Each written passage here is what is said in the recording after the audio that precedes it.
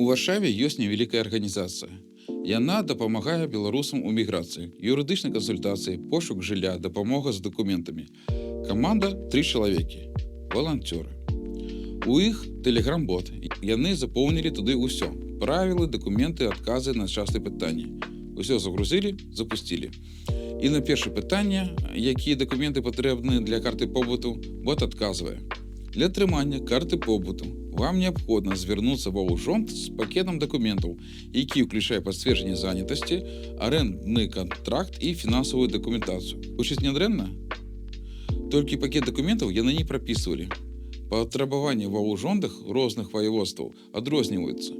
І чалавек, які атрымаў гэты адказ, прыйшоў на прыём з неправільным пакетам і страціў 3 месяцы ў чарзе. Давайце пачнем з таго, як уладкаваны любы чат-бот на аснове штучнага інтэлекту. Ты пішаш пытанне. Бот апрацоўвае, адказвае, адкуль ён бярэ адказ. Шмат хто думае, што бот проста шукае патрэбны файл на серверы альбо зазірае ў інтэрнэт як Google. Насамрэч усё інакш. У бота няма гатовай базы з адказамі на ўсе выпадкі жыцця. Яго адказ – гэта вынік чыстай матэматыкі і статыстыкі. Бот працуе як вельмі прасунутая сістэма аўтазапаўнення ў тваім тэлефоне. На аснове мільярдаў тэкстаў, на якіх яго вывучылі, ён літаральна на хаду вылічвае, якое наступнае слово будзе найбольш лагічным пасля твайго запыту. Ён не ведае фактаў у чалавечым разуменні. Ён проста вельмі трапна прадказвае словы. Калі яму трэба адказаць, колькі будзе 2 плюс 2, ён не лічыць у розуме, а проста ведае, што пасля гэтых слоў часцей за ўсё ідзе слова 4. Менавіта таму сучасныя боты размаўляюць так натуральна, але часам могуць упэўнена прыдумаць тое, чаго ніколі не існавала. Гэта дае мадэлі магчымасць адказаць на агульныя пытанні. Як напісаць ліст? Што такое ВНЖ? Тлумач мне, чым адрозніваецца статус бежанца ад часовай абароны. Але ёсць адна крытычная мяжа. Мадэль не ведае нічога пра тваю арганізацыю. І вось тут пачынаецца небяспека. Калі кліент пытаецца штосьці канкрэтнае, бот апыноўваецца ў сітуацыі, дзе ён не ведае адказу. Але ён не кажа «не ведаю». Ён генеруе адказ, які гучыць пераканаўча. Чалавек, якому трэба барніць сябе, страціць 3 месяцы ў чарзе за няправільнага пакета дакументаў.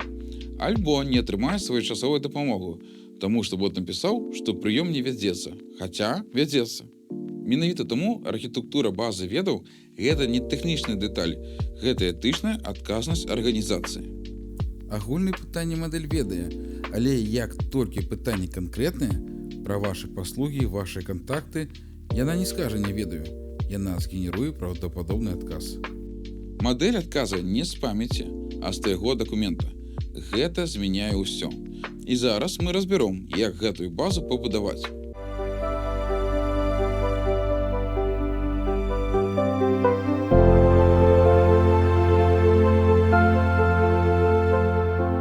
Я паразмаўляў з некалькімі людзьмі з НДА, які запускалі чат-бота, і кожны раз чую адно і то ж. У нас няма ніякіх дакументаў. Задача першага этапу – гэта сабраць усё гэта ў одно месца. Не ў ідэальным выглядзе, проста сабраць. Традыцыйныя інструменты вымання тэкста з PDF рэгулярна ламаюцца на дакументах са складанай вёрсткай. Калі твой дакумент – гэта асканаваны ліст свайго скаўрата ў 2 слупкі, звычайны экстрактар выдасць суцэльны хаос. Для НК практычны вынік такі.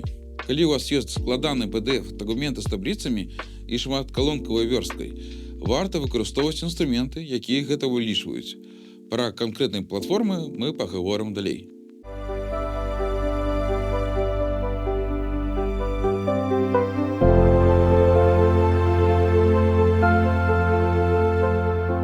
Добра, дакументы сабраныя, ачышаны, пераведзены ў нармальны тэкст. Цяпер трэба зрабіць так, каб сістэма магла знаходзіць канкрэтны кавалак інфармацыі ў адказ на канкрэтны запыт. І вось тут адзін з найважнейшых момантаў, пра які рэдка гавораць. Нельга проста загрузіць дакумент цалкам. Чаму? Уявіце, што вы закінулі ў бота цэлую кнігу на 300 сторонак, а карыстальнік пытаецца адзін канкрэтны факт. Калі мадэль пачне чытаць усю кнігу адначасова, адбудуцца 2 рэчы. Па-першае, гэта праблема страты ў сярэдзіне. Нейрасеткі выдатна памятаюць пачатак тэксту і яго канец, але тонуць у дэталях, калі дакумент занадта вялікі. Бот проста прагледзіць патрэбны абзац. Па-другое, гэта кошт і хуткасць. Чым больш тэксту бота працоўвае за адзін раз, тым даўжэй ён думае і тым больш грошаў траціце на токенах. Таму дакументы трэба дзяліць на фрагменты, чанкі. І тут ёсць 3 падыходы. Першы фіксаваны. Тэкст рэжацца строга па колькасці сімваляў. Гэта проста, але можа парваць сказ на паўслове. Другі структурны. Падзел ідзе па абзацах, кропках ці загалоўках. Так мы захоўваем цэласнасць думкі. Трэці семантычны, самы разумны падыход. Спецыяльная нейрасетка сочыць за сэнсам і адразае фрагмент толькі тады, калі змяняецца тэма высказвання. Важнае практычнае правіла. Кожны фрагмент павінен быць самадастатковым. Без «аб гэтым глядзі вышэй» і «як было сказана». Бот атрымлівае фрагмент без кантэксту суседніх сторонак. Калі ў фрагменце ёсць гэта, мадэль не ведае, пра што гэта.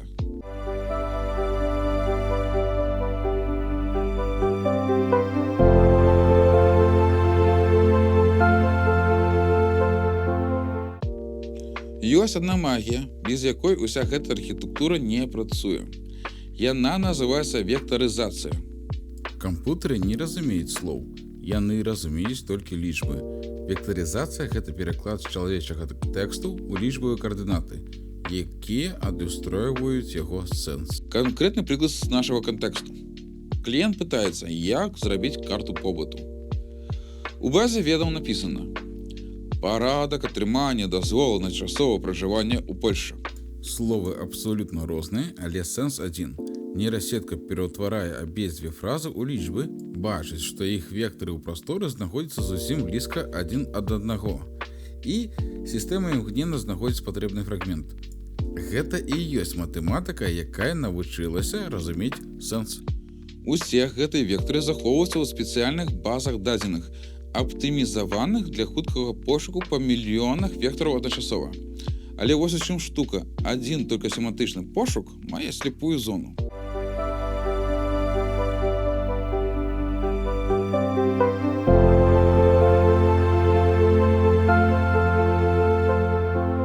Семантычны пошук бліскуча разумее сэнс, але ён губляецца, калі справа даходзіць да дакладных супадзенняў.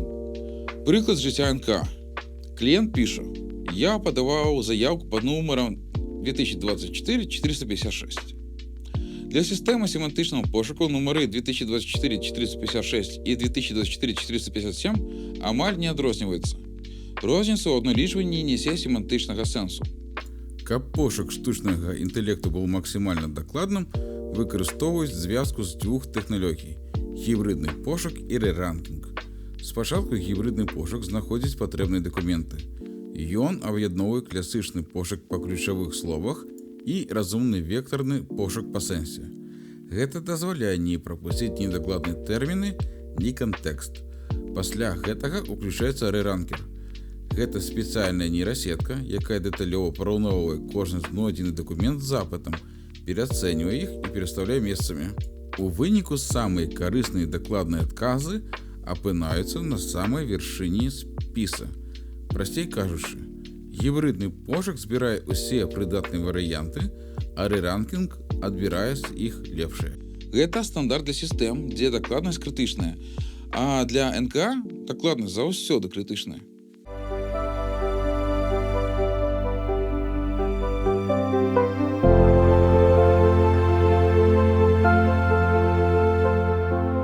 Цяпер самы практычны блок. Ёсць катэгорыя пытанняў, дзе вектарны пошук па дакументах занадта рызыкоўны.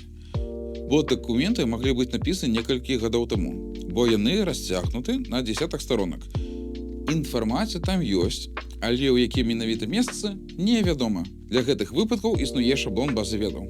Шаблон выглядае вось так: 6 слупкоў. Першы – ID запісу, унікальны ідэнтыфікатар. Гэта дазваляе адсочваць, якія запісы выкарыстоўваюцца найчасцей і ведаць, якія ўжо устарэлі. Другі – катэгорыя. Юрыдычная дапамога, дакументы, партнёрскія арганізацыі, работы з валанцёрам, фінансавая дапамога. Катэгорыі дазваляюць сістэмам спачатку звузіць зону пошуку, а потым шукаць у ёй. Трэцяе. Мэтавы інтэнт. Тут пералічваеш, якімі словамі кліентам звычайна задаюць гэтае пытанне. Не фармальна, а так, як рэальны чалавек піша ў чат. Як зрабіць карту побыту, дакументы для побыту, карту не далі, куды ісці дазволу на пражыванне.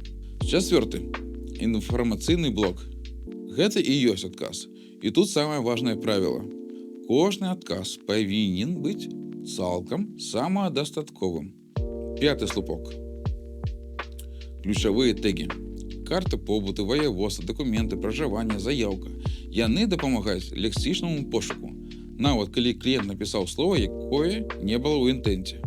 Шосты. Дата актуалізацыі. Юрыдычная інфармацыя старэе.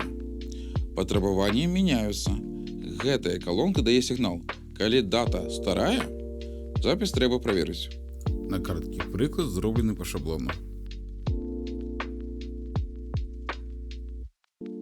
Бачыш ідэю? Замест таго, каб чакаць, пакуль бот самастойна здагадаецца пра партнёраў з нейкага агульнага дакумента, ты напрамую кажаш яму: вось адказ, слова ў слова. Для частых пытанняў гэта заўсёды лепш, чым пошук.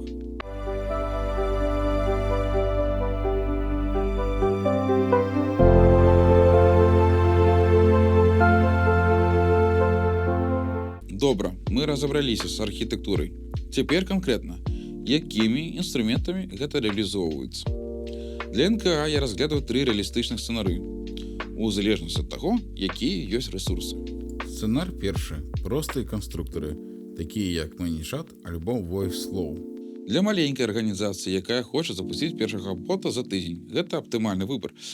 Ёсць бясплатны тарыф з абмежаваннямі, для старту хапае. Сцэнар другі. Арганізацыя з сістэмай апрацоўкі зваротаў. Freshdesk мае спецыяльны тарыф для НК з істотнай скідкай. Варта пацікавіцца напрамую. Сцэнар трэці. Інтэграцыя з сістэмамі арганізацыі. Пачынаць варта заўсёды з найпрасцейшага, які вырашае вашу канкрэтную задачу. Усе астатнія інструменты дададуцца потым. Адзін практычны момант. Для арганізацый, якія працуюць з канфідэнцыйнымі дадзенымі кліентаў, звяртайце увагу на тое, дзе захоўваюцца дадзеныя. Некаторыя платформы захоўваюць усё на серверах у ЗША, іншыя ў Еўропе. Гэта важна з пункту угледжання GDPR і ўнутранай палітыкі бяспецы.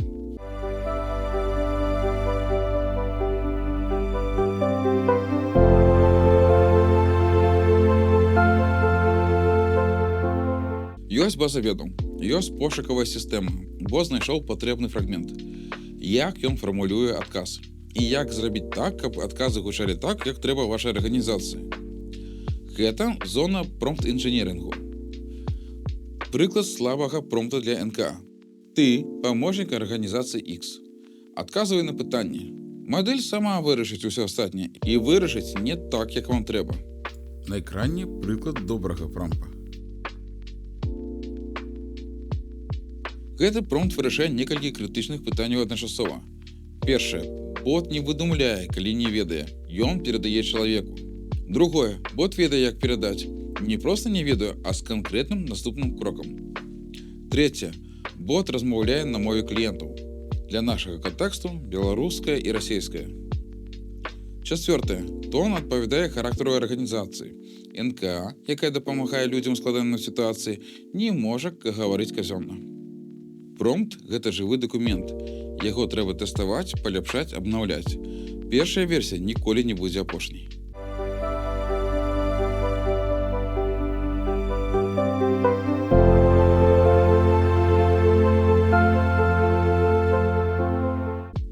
Запусціць бота – гэта пачатак, не канец. І вось дзе шматлікія арганізацыі спыняюцца. Запусцілі, паглядзелі, нібыта працуе і пакінулі. А праз паўгады бот усё яшчэ адказвае на пытанне пра карты побыту інфармацыі, якая ўстарэла ў сакавіку. Дарэчы, самае каштоўнае гэта не лічбы, гэта правальныя сесіі. Бот, які ніяк не вучыцца за сваіх памылак, застаецца тым жа ботам на год. А бот у замкнёным цыкле становіцца сапраўдным дапаможнікам.